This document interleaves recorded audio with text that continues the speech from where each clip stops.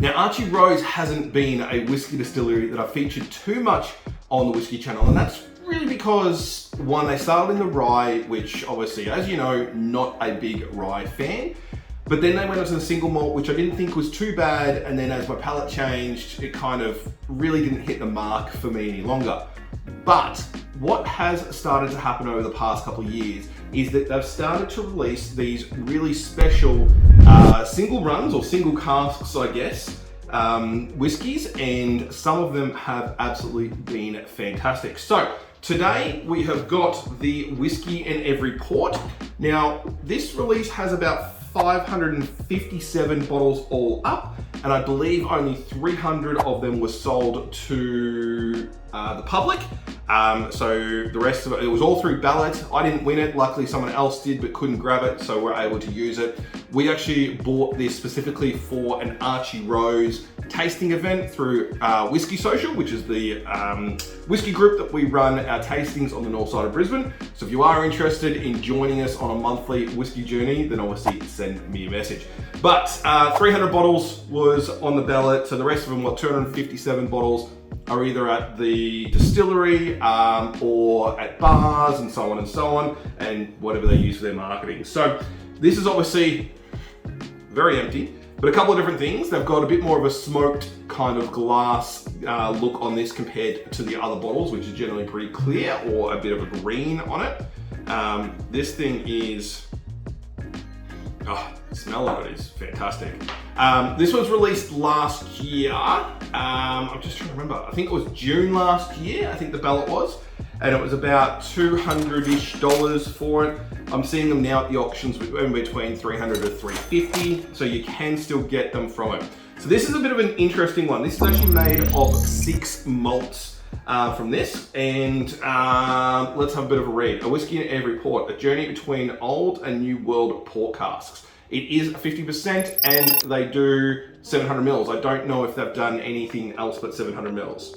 This single malt whiskey begins its journey in 50-year-old LBV Portuguese port casks before being married in 225 litre Australian tawny casks. Featuring 6 malts that complement the richness imparted by the union of old and new world port casks, this whiskey offers notes of figs, espresso, tobacco and prunes. We'll get into that because, again, I don't think I'll get much of that. So the mash bill on this, as I mentioned, is 6 malts all up. There is pale malt, there's peated, there's amber, caramel, aromatic, roasted, and chocolate malts in there. Cask fill was 2015 to 2017. I've got bottle 306 from this. The cask types were tawny and then local, LBV port and local tawny. So, yeah, let's get into it. As I said, this is now empty. This was used for our tasting things. Can I just say something? Look at how cool their marketing boxes are. Now, I think that they've done the same with their standard things where they actually open up. They're quite good, but the quality of the box that comes into it really does make a statement of what they're trying to do for their, special releases. So, all right, let's get into it. Oh, you do get that high port smell coming through, which I absolutely love port whiskies.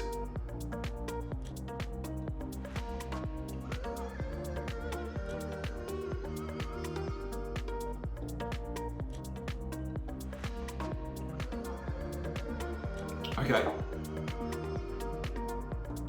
so when I first tried this, it was just, you couldn't smell the port. You definitely got a lot of the flavor punching through. Ooh, it is a bit of a spicy one. Even though there's peated malt in there, I wouldn't call it like a smoked peat, more of just like I don't know, some kind of spices coming through.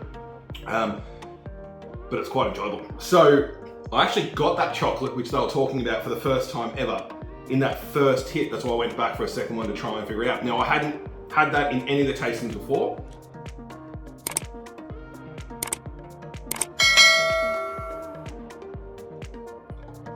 You get a lot of that fruitiness coming forward as well. I said, I don't want to say that it's highly peated because it's not, and I don't like highly peated whiskies. It has that spice to it. It lingers for a long time though. This is, yeah, definitely something that kind of sits for a long time in the mouth, so you don't have to worry about going with it.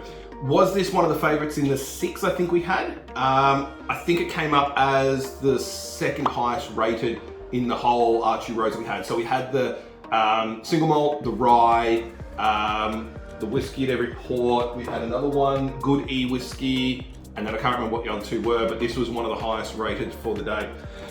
Now, would this be for the more experienced drinkers, or would this be something that a newbie whiskey drinker should get? Look, a newbie whiskey drinker can drink anything, right? But I would say this is for more experienced palates. It's a 50%, it does come off pretty powerful in the mouth, but it is absolutely enjoyable. And at the end of the day, it's all that matters when it comes to whiskey. So thank you, and we'll see you in the next video.